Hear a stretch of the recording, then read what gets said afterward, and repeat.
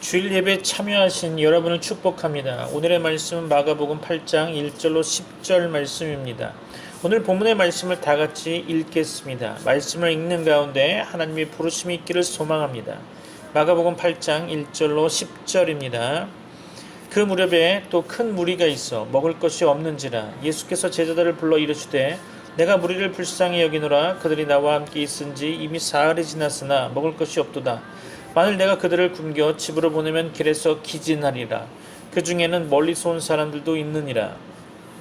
제자들이 대답하되 이 광야 어디서 떡을 얻어 이 사람들로 배부르게 할 수 있으리이까. 예수께서 물으시되 너희에게 떡 몇 개나 있느냐. 이르되 7이로소이다 하거늘 예수께서 무리를 명하여 땅에 앉게 하시고 떡 7개를 가지사 축사하시고 떼어 제자들에게 주어 나누어 주게 하시니 제자들이 무리에게 나누어 주더라. 또 작은 생선 2어머리가 있는지라 이에 축복하시고 명하사 이것도 나누어 주게 하시니 배불리 먹고 남은 조각 7광주를 거두었으며 사람은 약 4,000명이었더라. 예수께서 그들을 흩어 보내시고 곧 제자들과 함께 배에 오르사 달마누다 지방으로 가시니라. 아멘. 오늘 말씀의 제목은 칠병이어의 기적입니다. 말씀을 나누는 가운데 여러분에게 하나님의 은혜가 넘치길 소원하며 오늘 말씀 가운데 하나님의 부르심이 있기를 소망합니다. 오늘 본문의 말씀을 상고해 보기 전에 영적 침체기에 있는 지체들을 위해 몇 가지 말씀을 드리고 싶습니다. 영적 침체는 우리의 영혼이 어둠의 영에 이끌려 영적으로 하나님과의 관계가 막힌 것 같고 말씀이나 기도가 잘 되지 않는 상태를 말하곤 하죠. 영적 침체는 영적으로 예민한 가운데 있을 때 우리의 충만한 영이 세상의 것들로 인해 상처받고 그 상처받은 것들이 믿음으로 극복되지 못하는 데서 비롯되는 현상이라고 말씀드릴 수 있겠습니다. 영적 침체가 지속되면 영적 슬럼프가 되고 영적 슬럼프가 지속되면 영적 공황이 오게 되죠. 우리들의 영혼은 갈급하고 메마른 상태를 뛰어넘어 황폐하고 피폐해져 버리게 되죠. 영적 침체 가운데 있을 때 성령의 임재하심을 통한 은혜를 공급받지 못하기 때문에 우리 영혼은 매우 곤고할 것입니다. 영적 침체가 길고 깊어질수록 영적인 공급을 받지 못하는 우리 영혼은 힘을 잃게 되어 영적 능력을 상실하게 되겠죠. 대신에 세상적인 것에 마음과 생각을 돌려 영적 결핍을 이로 대신하려고 할 것입니다. 그러나 영적 침체나 슬럼프는 결코 세상적인 것으로는 치유와 회복이 될 수 없겠죠. 그럼에도 불구하고 고나고 고난 영적 침체기가 지속되기에 이러한 세상적 유혹을 뿌리치지 못하는 것이 바로 현실이고 우리의 한계겠죠. 영적 침체기에 들어가면 지극히 세상적인 모습이 자신의 삶을 통해 나타나게 될 것입니다. 지나칠 정도로 세상적인 것에 얽매이고 집착하며 그것에서 마음을 떠나지 못하게 되겠죠. 이것이 치유의 방법이 아님을 알지만 그것을 통해서 조금이라도 세상적 기쁨과 즐거움을 얻으려 하겠죠.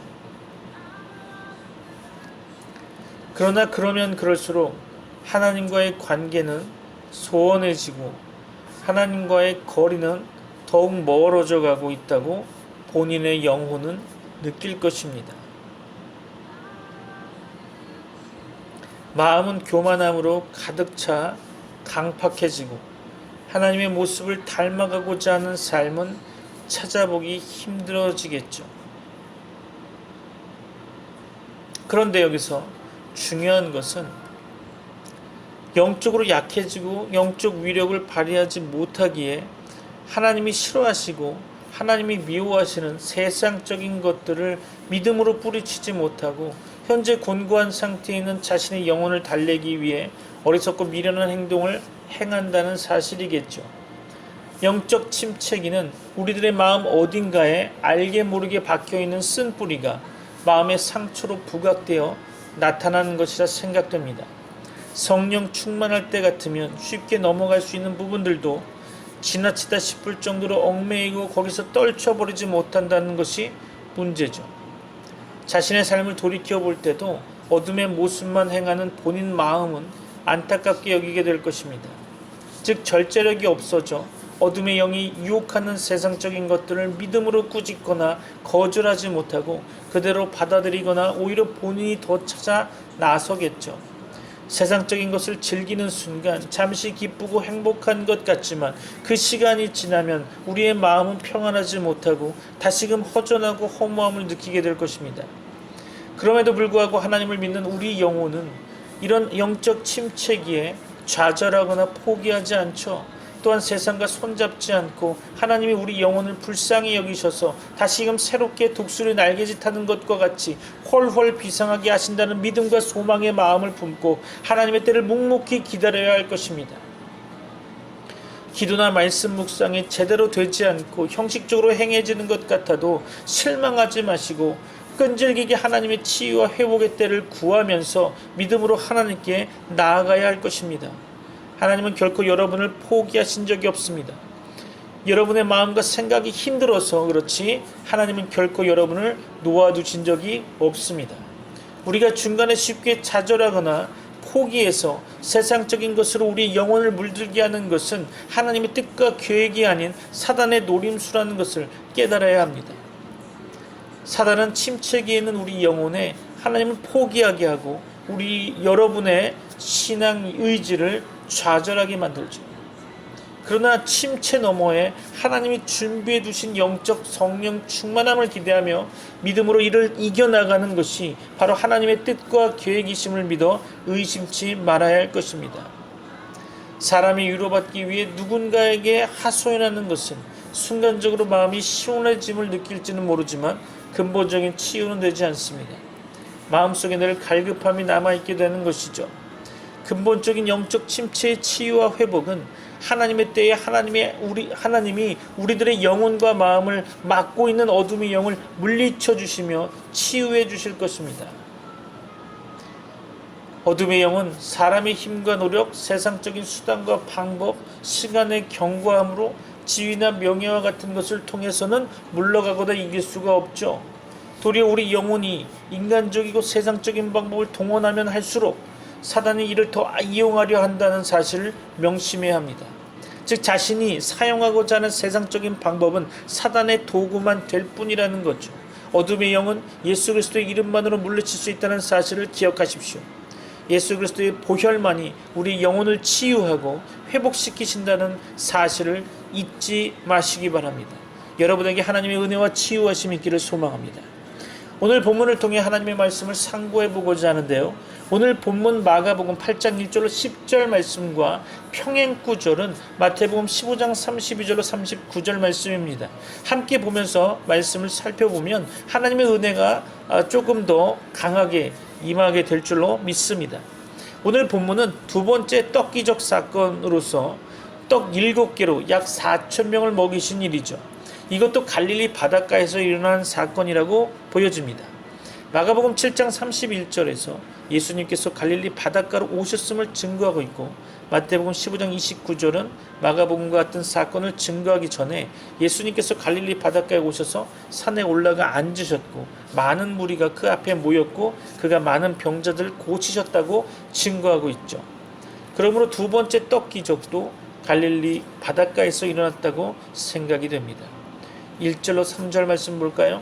그 무렵에 또 큰 무리가 있어 먹을 것이 없는지라 예수께서 제자들을 불러 이르시되 내가 무리를 불쌍히 여기노라. 그들이 나와 함께 있은지 이미 사흘이 지났으나 먹을 것이 없도다. 만일 내가 그들을 굶겨 집으로 보내면 길에서 기진하리라. 그 중에는 멀리서 온 사람들도 있느니라. 아멘.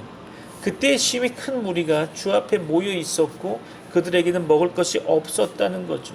그 시대에는 일반 백성들에게 물질적 여유가 없었던 것 같습니다.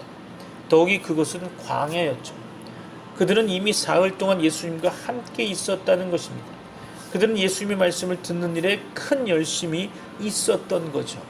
예수님께서는 그들을 굶겨 집으로 보내면 그들이 길에서 기진할 것을 염려하셨던 것입니다. 그들 중에는 멀리서 온 사람들도 있었다고 성경은 기록하고 있죠. 이런 딱한 상황에서 예수님께서는 무리를 불쌍히 여기셨고 그래서 떡 기적을 행하셨던 것 같습니다. 이와 같이 예수님의 두 번째 떡 기적은 무리를 불쌍히 여기면서 나온 기적이었죠. 그런데 여기서 좀 이상하게 보이는 것은 마가복음 6장에서 이미 오병이어의 기적의 사건을 제자들은 한번 경험했었잖아요. 그렇다면 제자들은 이번에 예수님께 기적을 일으켜달라고 요청해야 되지 않을까요? 또한 지난번에 경험이 있으니 이번에도 예수님은 능히 기적을 일으킬 것을 많은 무리들에게 자랑하면서 예수님의 기적을 기대했어야 하지 않나요? 그 기적을 잊어버린 걸까요? 아니면 어쩌다 일어난 일이라 치부하면서 예수님의 그리스도 되심을 부인하고 있는 것일까요? 이 부분에서 전혀 과거의 경험을 기록하지 않았음을 보게 됩니다. 마치 새로운 기적을 만나듯 건조하게 표현된 마가복음 오늘의 본문을 보면서 조금 당황스럽게 여겨집니다. 4절로 7절 말씀 보면 제자들이 대답하되 이 광야 어디서 떡을 얻어 이 사람들로 배부르게 할 수 있으리이까? 예수께서 물으시되 너희에게 떡 몇 개나 있느냐? 이르되 7이로소이다. 하거늘 예수께서 무리를 명하여 땅에 앉게 하시고 떡 7개를 가지고 가지사 축사하시고 떼어 제자들에게 주어 나누어 주게 하시니 제자들이 무리에게 나누어 주더라.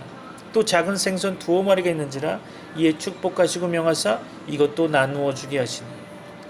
도무지 인간적으로는 대책이 서지 않는 상황이죠. 그 많은 무리를 위해 떡을 살 돈도 없었겠지만 돈이 있다 하여도 그 많은 분량의 떡을 어디서 구할 수 있겠습니까? 그들이 가진 것은 떡 7개 뿐이었다고 본문은 기록하고 있죠. 그러나 예수님께서는 무리를 명하여 땅에 앉게 하시고 떡 7개를 가지시고 하나님께 감사기도 하시며 떼어서 제자들에게 주어 무리들 앞에 놓게 하셨죠. 이를 보고 좀 전에 들었던 의문을 다시금 이야기하고 싶습니다. 제자들이 이 광야에서 지금 닥쳐진 문제가 먹는 문제라고 하면 이미 마가복음 6장에서 질문한 그 질문을 반복해서 하고 있다는 것에 조금 어리둥절합니다. 안 그렇습니까?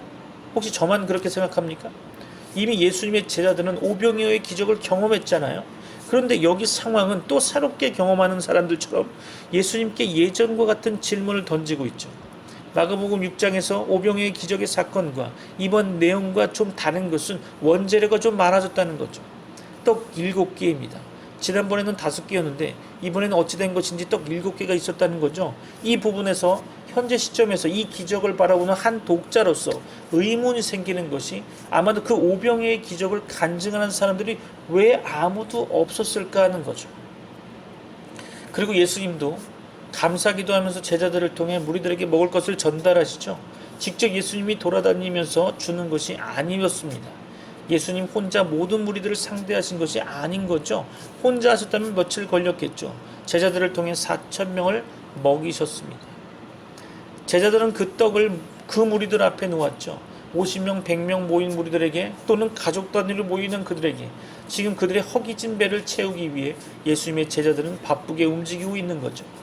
또한 작은 생선 2마리가 있었다고 본문은 넌지시 이야기하는데 주님께서는 축복하시고 그것도 그들 앞에 놓게 하셨죠. 8절로 10절 볼까요? 배불리 먹고 남은 조각 7강주리를 거두었으며 사람은 약 4,000명이었더라. 예수께서 그들을 흩어보내시고 곧 제자들과 함께 배에 오르사 달마누다 지방으로 가시니라. 그날 놀라운 기적이 다시 일어납니다. 제자들과 무리들은 다 배불리 먹었고요. 남은 조각을 7광주리나 거두게 되죠. 그 떡을 먹은 사람들은 약 4,000명이나 되었다고 본문은 기록하고 있습니다. 마태복음 15장 38절은 떡을 먹은 사람이 여자들과 아이들 외에 약 4,000명이라고 증거하고 있죠. 이번에도 배부르게 먹고 남을 정도로 은혜를 베푸셨음을 보게 됩니다. 예수님의 응답은 늘 풍성함에 있었죠. 2번에 걸쳐 우리에게 말씀하시는 내용은 바로 넘치게 주신다는 것입니다. 예수님께서는 그들을 흩어보내시고 곧 제자들과 함께 배에 오르셔서 달마누다 지방으로 가셨다고 성경 본문은 이야기합니다. 마태복음 15장 39절에서는 마가단으로 이동하셨다고 이야기하는데요. 영어 성경 킹 제임스 버전을 보면 막달라 지경으로 가셨다고 증거하고 있죠. 막달라라는 지역은 갈릴리 바다의 서쪽 해안 중간 지점에 있는 마을이었습니다. 말씀을 마무리하면서 지금 모든 세계는 질병의 두려움을 가지고 있죠. 어떤 지역은 위협의 면제 대상이 아니라는 것을 알게 되었죠. 어떤 지역도 코로나에 떨고 있고 어떤 지역은 테러에 떨고 있습니다. 또한 개인적인 문제와 고난이 범람하고 있죠. 그러나 그 모든 것의 한가운데서 시편 46편은 세계에 있는 하나님의 백성을 향해 외칩니다. 이르시기를 너희는 가만히 있어 내가 하나님 됨을 알지어다. 내가 문나라 중에서 높임을 받으리라. 내가 세계 중에서 높임을 받으리라 하시도다. 만군의 여호와께서 우리와 함께 하시니 야곱의 하나님은 우리의 피난처시로다. 이 시편에서 주님께서 우리에게 말씀하고 계신 것을 믿습니까? 우리는 하나님을 밤이나 낮이나 언제나 뵐 수 있죠. 그분은 계속해서 우리의 오른편에 계시며 기꺼이 우리에게 말씀하시고 인도하십니다. 그리고 그분은 우리 안에 거하시는 성령님을 주심으로 이를 가능하게 하셨죠. 성경은 그리스도 그 자신이 우리 안에 있고 우리가 그 안에 있다고 말합니다. 그러나 저는 어떤 그리스도인도 이 진리를 충분하게 이해하지 못하고 있다고 생각합니다. 우리 중 많은 분들이 성령님을 그분께서 우리 마음에 지으신 어떤 작은 예배당에 거하시는 것처럼 생각하고 있죠. 그리고는 우리가 그분이 필요할 때 우리는 그 예배당으로 달려가 그분께서 응답하실 때까지 문을 두드리면 된다고 생각하고 있죠. 이런 개념은 별로 성경적이지 못합니다. 저는 주님께서 이 시편을 통해 우리를 위해 그 개념을 깨닫게 해주시리라 믿습니다. 우리는 모두 우리의 영혼을 뒤흔드는 혼란과 유혹, 혼돈의 시기와 마주합니다. 우리를 위한 시편 46편의 메시지는 그러한 때를 위한 거죠. 그 메시지가 가리키는 것이 무엇이겠습니까? 단순하게 생각하면 우리가 두려움에 굴복한다면 우리가 풀이 죽어 절망으로 가득 차게 된다면 우리는 우리 삶 속에 그분이 지금 함께 하신다는 성경 진리에 완전 반대로 살고 있다는 거죠. 베드로는 이렇게 글을 썼습니다. 베드로후서 1장 4절에 이것들로 말미암아 지극히 크고 보배로운 약속들을 우리에게 주사 너희로 하여금 하나님의 본성에 참여하는 자가 되게 하셨느니라. 초자연적인 평화는 하나님의 신성의 일부입니다. 또 그분의 놀라운 모든 약속 중에서도 시편 46편은 그의 강같은 평화를 얻기 위하여 필요한 말씀이죠. 제가 시편을 묵상하는 가운데 알게 된 두 가지를 여러분과 나눌까 합니다. 첫 번째로 악은 항상 존재한다는 거죠. 바울은 이렇게 증언합니다. 로마서 7장 21절이죠. 그러므로 내가 한 법을 깨달았노니 곧 선을 행하기 원하는 나에게 악이 함께 있는 것이로다. 에베소서 6장 12절이죠. 우리의 씨름은 혈과 육을 상대하는 것이 아니요 통치자들과 권세들과 이 어둠의 세상 주관자들과 하늘에 있는 악의 영들을 상대함이라. 우리 영혼의 실제의 적이 있다는 거죠. 그리고 이 적은 밤이나 낮이나 우리를 대적해 일하고 있다는 거죠. 바울은 교회들이 이것을 확실히 이해하기를 원하였을 것입니다. 우리가 이해하지 못한다면, 우리가 우리의 전쟁이 무엇이며 누구와 싸우는지 무시한다면 우리는 패배할 것이 뻔하겠죠. 서신서로부터 계시록에 이르는 복음서, 즉 온 신약은 우리에게 사단의 관계에 무지하지 말 것을 경고하고 있습니다. 이것은 우리가 두려워하거나 악한 세력을 크게 보라는 뜻은 아닐 것입니다. 그렇지만 사단은 여전히 공중의 권세 잡은 통치자로 에베소서 2장 2절은 기록하고 있죠. 그는 마귀적인 권세로 악한 제국을 다스리고 있는 것입니다. 이 주권은 계속해서 하나님의 백성을 괴롭히며 그의 지속적인 명령을 행할 것입니다. 사단의 방법에 대해 무지한 것은 극도로 위험하죠. 우리는 단지 현재 우리의 싸움이 인간적인 일이 아니라는 것을 받아들여야 합니다. 우리가 직면한 싸움이 무엇인지, 우리가 씨름하고 있는 끊임없는 죄가 무엇인지 중요하지 않습니다. 우리는 깨달아야 합니다. 그것은 단지 우리 성품의 어떤 약점이 아니죠. 그것은 우리 육체에서 쫓아내야 할 어떤 습관이 아닌 것입니다. 우리의 싸움은 영적 지위의 차원에서 벌어지는 초자연적인 전투와도 마찬가지인 거죠. 그리고 우리의 원수는 항상 존재하는 대적입니다. 사단의 권세와 주권은 결코 잠들지 않는다는 것을 기억하십시오. 그들은 절대 거짓말하기, 공모하기, 그리고 우리를 대적해 일하기를 쉬지 않을 것입니다. 그들의 유일한 목표는 우리의 믿음을 파괴하여 우리를 멸망으로 데려가는 거겠죠. 이것이 베드로가 우리에게 다음과 같이 주장하는 이유입니다. 베드로전서 5장 8절로 9절이죠. 근신하라 깨어라 너희 대적 마귀가 우는 사자와 같이 두루다니며 삼킬 자를 찾나니 너희는 믿음을 굳건하게 하여 그를 대적하라. 이는 세상에 있는 너희 형제들도 동일한 고난을 당하는 줄을 알미라. 베드로는 이를 직접 경험했습니다. 예수님께서 그에게 이렇게 경고하셨습니다. 시몬아 시몬아 보라 사단이 너희를 밀가부르듯 하려고 요구하였으나 그리스도께서는 악마가 이 사도를 원했다는 것을 아셨습니다. 그리고 예수님께서는 앞으로 올 것에 대한 충분한 경고를 주십니다. 만일 여러분이 현상 유지의 그리스도인의 삶에 더 이상 안주하기 원하지 않는다면, 여러분이 예수님께 여러분의 모든 것을 드리기 위해 한 걸음 나왔다면, 여러분은 항상 존재하는 악에게 습격을 당할 것으로 예상할 수 있을 것입니다. 여러분의 기도에서 여러분은 유혹당하고 핍박받고 회방당하게 될 것입니다. 그것들은 모두 여러분들의 믿음을 곧바로 저격하는 음모라는 것을 아셔야 합니다. 바울은 이 모든 것이 무엇에 관한 것인지 이해했다고 저는 생각합니다. 그의 삶에 매일매일 사단은 지옥으로부터의 괴롭히는 공격으로 이 헌신된 사도를 끝없이 따라다녔습니다. 사도행전과 바울 그 자신의 서신서에 이 기록들이 있죠. 우리는 그가 모든 국면에서 몸과 마음과 영의 시달림을 받았다는 것을 알 수 있습니다. 어떤 때에 바울은 매우 확실히 말합니다. 데살로니가전서 2장 18절이죠. 사단이 우리를 막았도다. 그러나 그 모든 것을 통해 바울은 하나님께서 더욱 흡족한 은혜를 공급해 주셨다고 말하고 있습니다.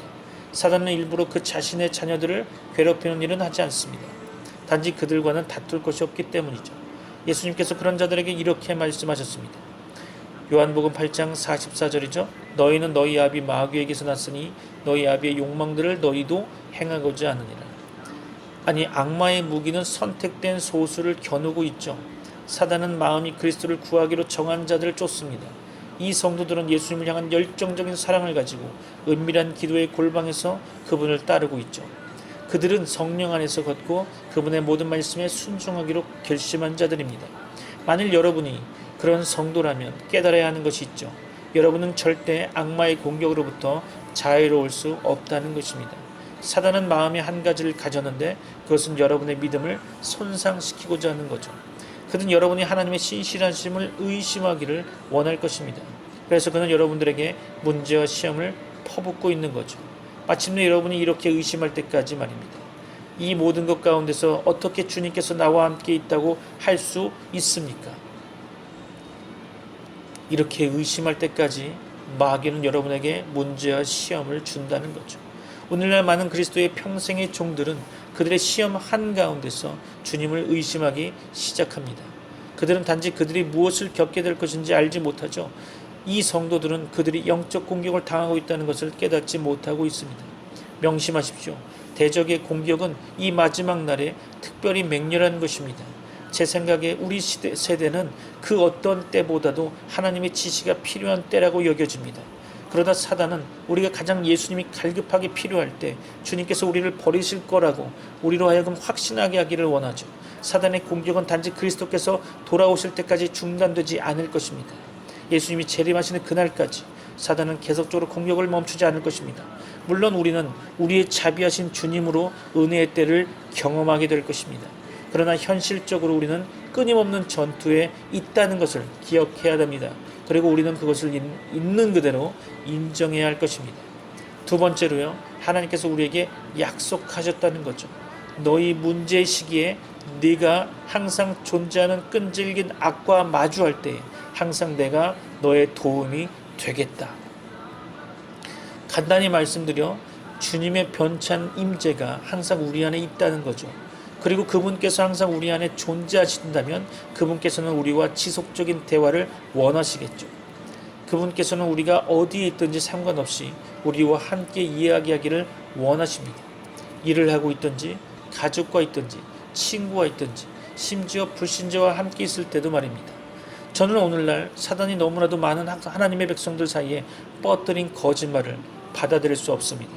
그 거짓말은 바로 주님께서 그분의 백성에게 말씀하시기를 멈추었다는 거죠.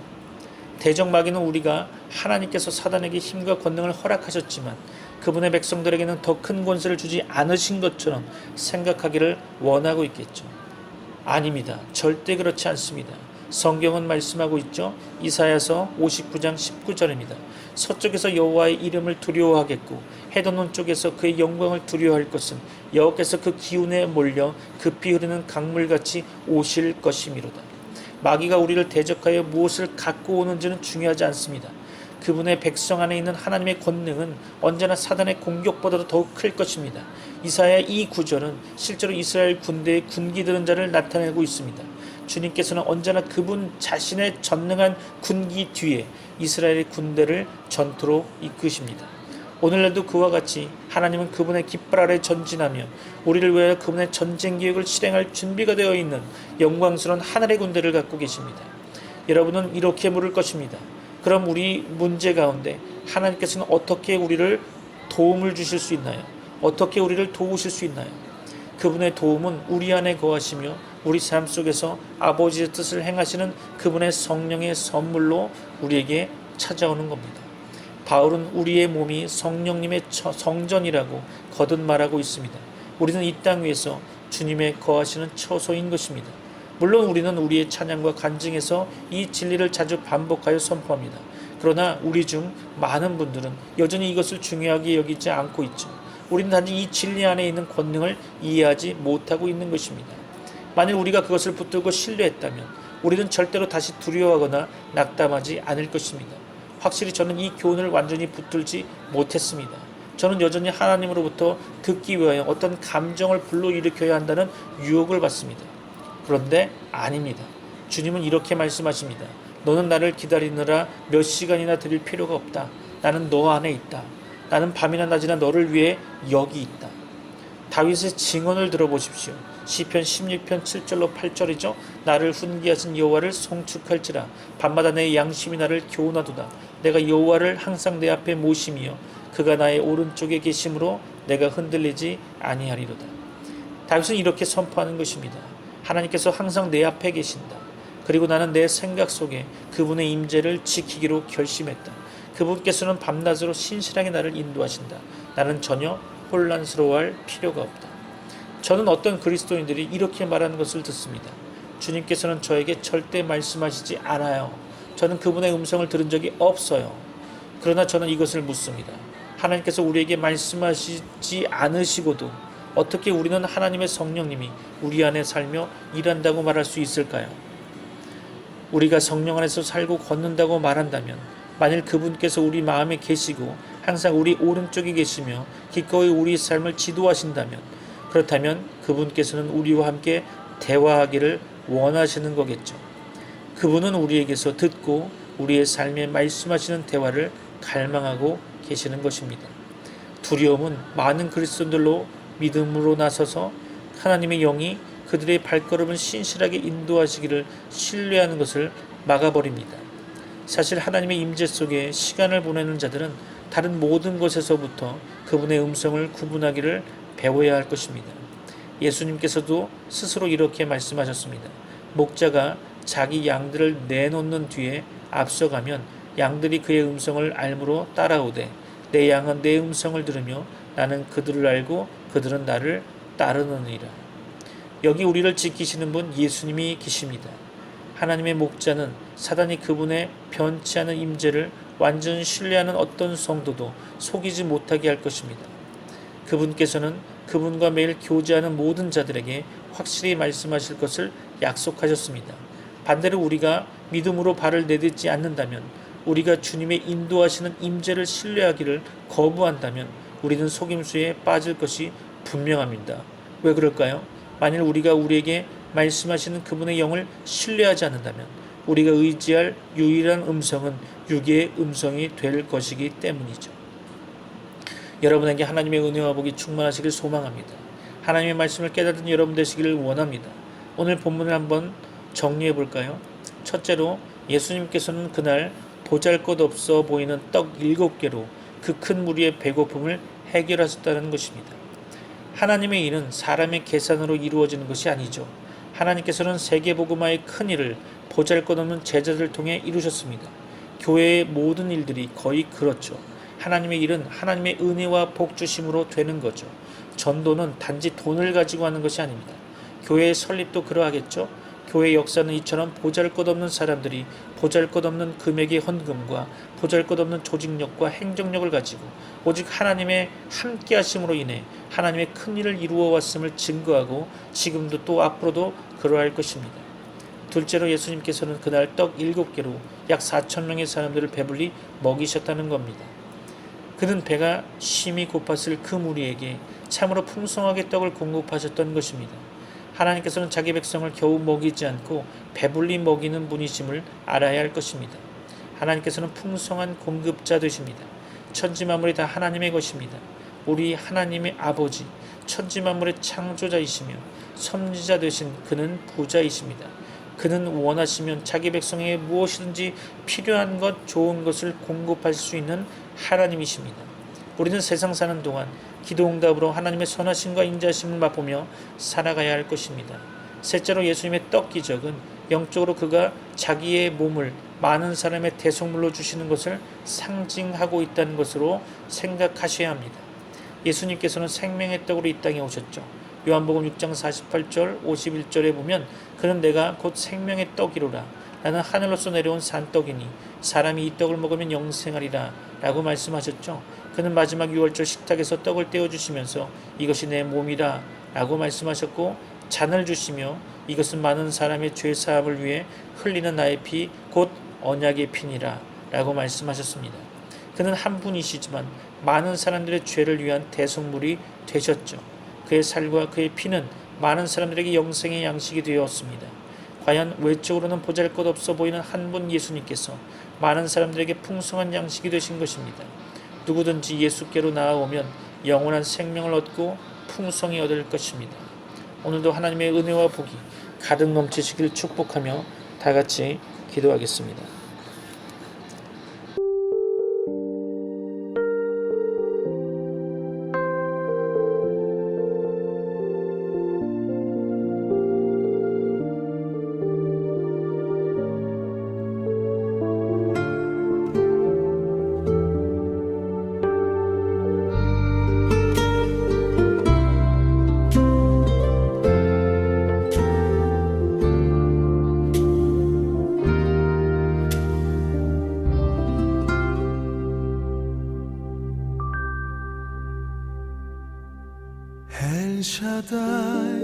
El Shaddai, El Elyon Adonai, 영원히 동일하신 주의 이름의 능력.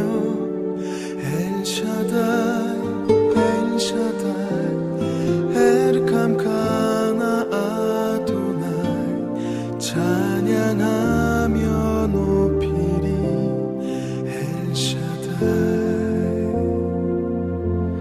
사랑과 희생으로 이스라엘